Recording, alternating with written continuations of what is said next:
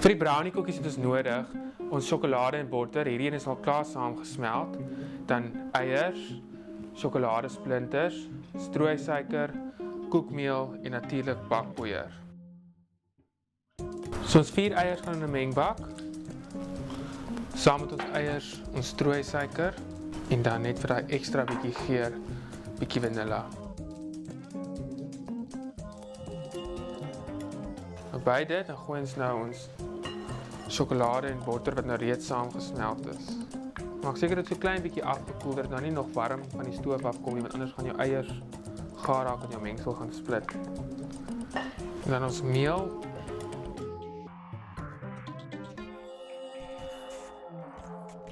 En dan so 5 maal bakpoeier.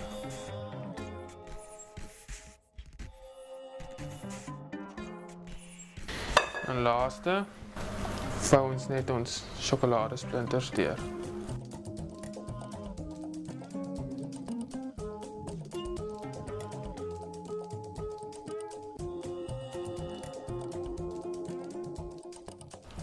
Ons mengsel in 'n spuitsak. Nou handige wenk om te keer dat jy op papier rondskuif terwyl jy op jou koekies uitspuit. Dit sit so klein bietjie van die mengsel so op die hoeke van die plaat, net 'n bietjie.